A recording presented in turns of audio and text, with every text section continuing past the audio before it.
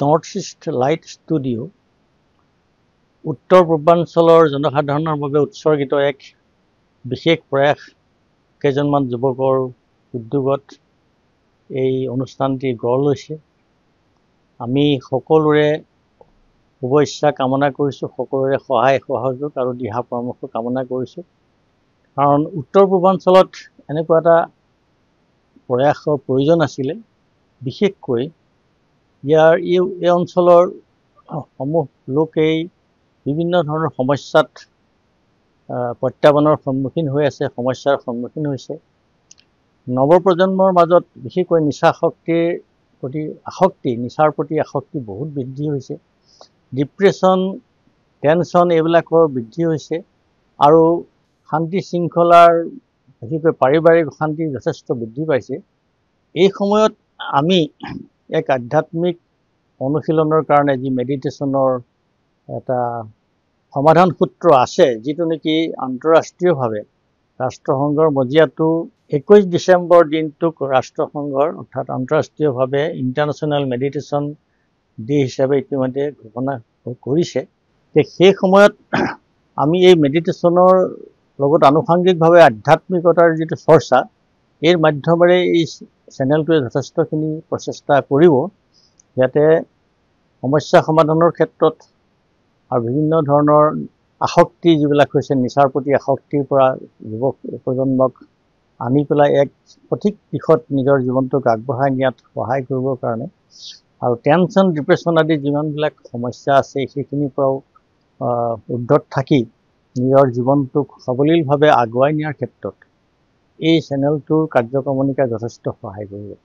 আমি আশা ৰাখিছোঁ উত্তৰ পূৰ্বাঞ্চলৰ সমূহ ৰাইজে এই চেনেলটোক গ্ৰহণ কৰিব আৰু আমাৰ দিহা পৰামৰ্শৰে এই যুৱকসকলক তেওঁলোকৰ প্ৰচেষ্টাক উদগনি যোগাব।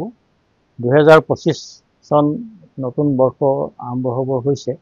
এই 25 চনটো যথেষ্ট পৃথিৱীত পৰিৱৰ্তনৰ কথা ইংগিত আমাৰ বিজ্ঞানীসকলে দিছে। 25 চনত যথেষ্টখিনি আৰু পৰিৱৰ্তন হ'ব প্ৰাকৃতিকভাৱে, আৰু প্ৰত্যাহ্বানৰ সন্মুখীন হ'ব।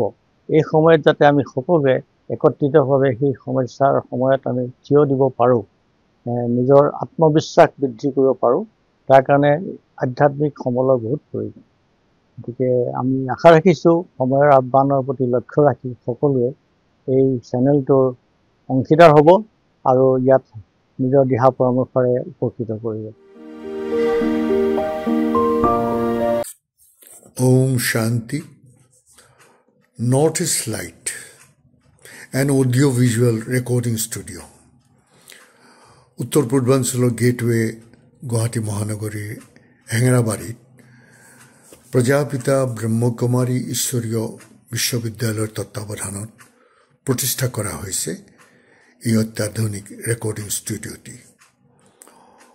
অসমৰ সমূহ জনসাধাৰণ তথা উত্তৰ পূৰ্বাঞ্চলৰ অৰ্থাৎ আমাৰ 7খন ৰাজ্যৰ সমূহ জনসাধাৰণৰ সেৱাৰ বাবে উৎসৰ্গিত হ'ব এই অত্যাধুনিক ৰেকৰ্ডিং ষ্টুডিঅ'টি।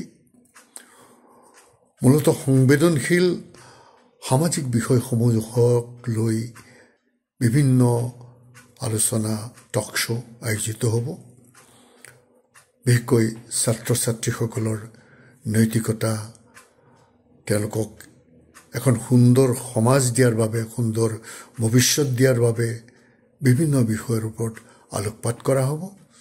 তাৰোপৰি আনটো উল্লেখযোগ্য কথা, আমাৰ কাৰণে চিন্তনীয় বিষয় যে নিচামুক্ত এখন সমাজৰ অংশীদাৰ হোৱাৰ বাবে আমাৰ চিন্তা, আমাৰ কথা, কাম কেনে হোৱা উচিত, যাতে আমি এখন সুন্দৰ সমাজ দিব পাৰোঁ আমাৰ আহি থকা জেনেৰেশ্যনৰ বাবে, আমাৰ সতি সন্ততিৰ বাবে।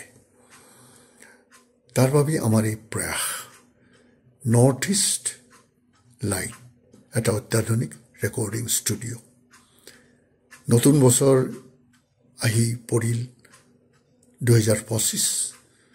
অসমৰ সমূহ জনসাধাৰণ আৰু উত্তৰ পূৰ্বাঞ্চলৰ সকলো ভাই ভনী, সকলো প্ৰত্যেক মানুহলৈকে মই প্ৰাঞ্জল শইকীয়াই এই নতুন বছৰত হিয়া ভৰা শুভকামনা জনাইছোঁ, যাতে সকলোৰে স্বাস্থ্য সুন্দৰ হৈ ৰয় আৰু আমাৰ চিন্তা, আমাৰ কথা, আমাৰ কামে যাতে কাৰো মনত বিৰূপ প্ৰতিক্ৰিয়াৰ সৃষ্টি কৰিব নোৱাৰে, কাকো যাতে নেতিবাচক চিন্তা দিব নোৱাৰে।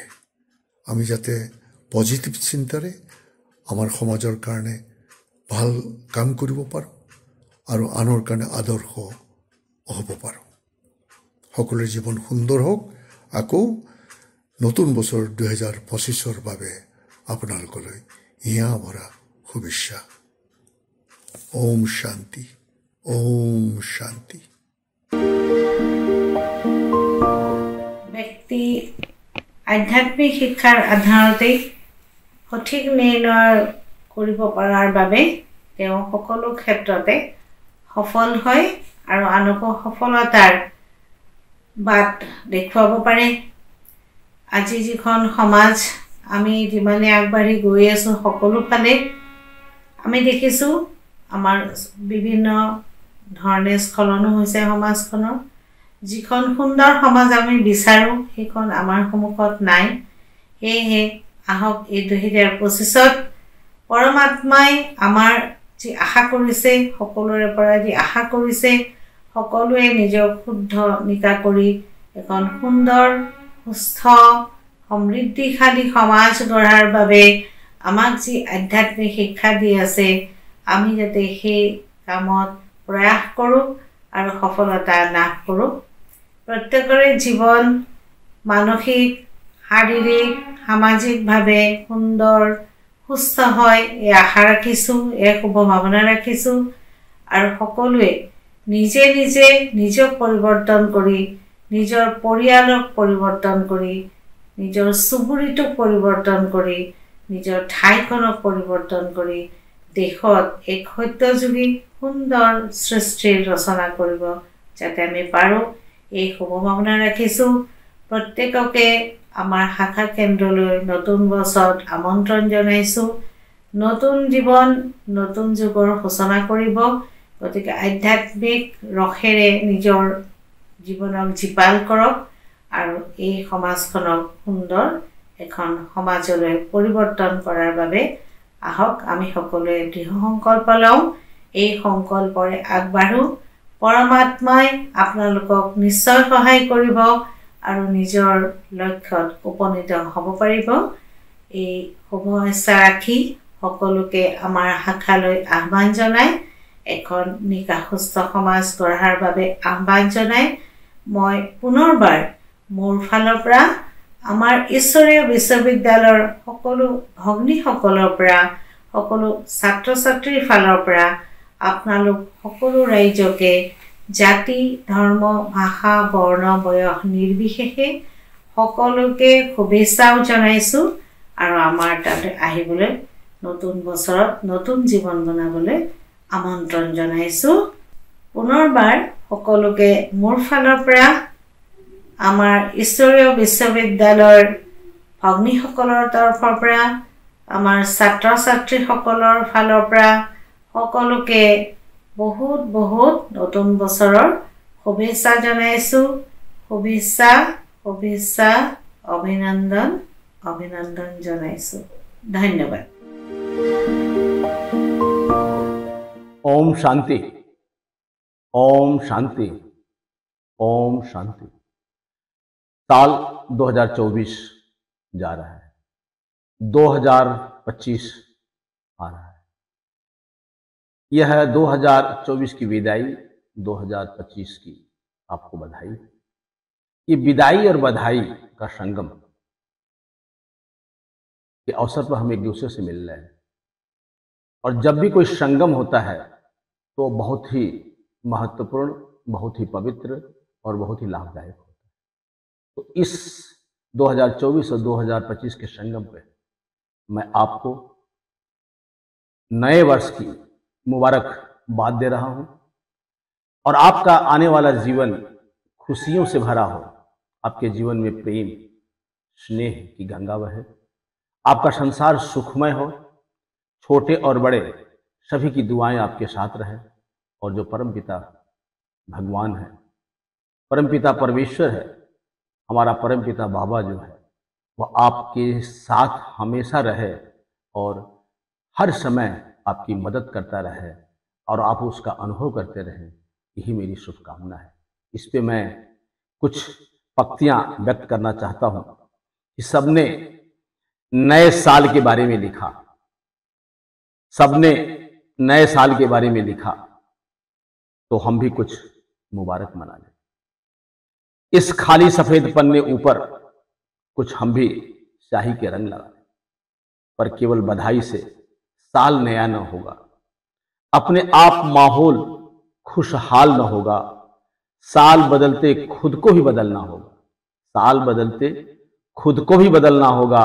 रास्ता दिखाना ही नहीं है, उस पर चलना भी होगा। तो क्यों न इस साल पूछे कुछ सवाल, तो क्यों न इस साल पूछे कुछ सवाल, कब तक रहेंगे निर्भर? क्यों न खुद ही बने एक मिसाल, कब तक रहेंगे निर्भर?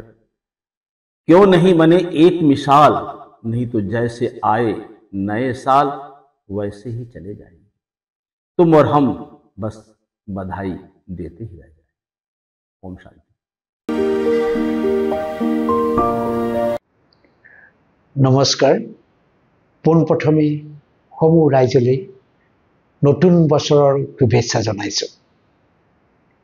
প্ৰজাপিতা ব্ৰহ্মকুমাৰীৰ নৰ্থ ইষ্ট লাইট নামৰ এটি স্পিৰিচুৱেল ষ্টুডিঅ' সংস্থাপন কৰা হৈছে। এই ষ্টুডিঅ'টোৰ দ্বাৰাই প্ৰজাপিতা ব্ৰহ্মকুমাৰী এক নতুন পদক্ষেপ আগবঢ়াইছে।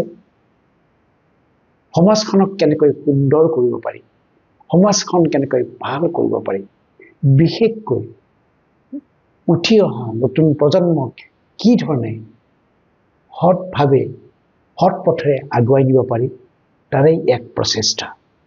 গতিকে এই প্ৰচেষ্টা সঁচাকৈ প্ৰশংসনীয়। প্ৰজাপিতা ব্ৰহ্মকুমাৰীয়ে সমাজত বহুত ভাল ভাল কাম কৰি আছে। আমাৰ গোটেই উত্তৰ পূৰ্বাঞ্চলত এই ষ্টুডিঅ'ৰ দ্বাৰাই তেওঁলোকে উঠি অহা নতুন প্ৰজন্মক নতুনভাৱে আগুৱাই লৈ যোৱাৰ ক্ষেত্ৰত এই পদক্ষেপক মই প্ৰশংসা কৰিছোঁ। আপোনালোকে ভালদৰে কাম কৰি যাওক, সমাজখন ভাল কৰক। আমি সদায় আপোনালোকৰ লগতে আছোঁ। ধন্যবাদ।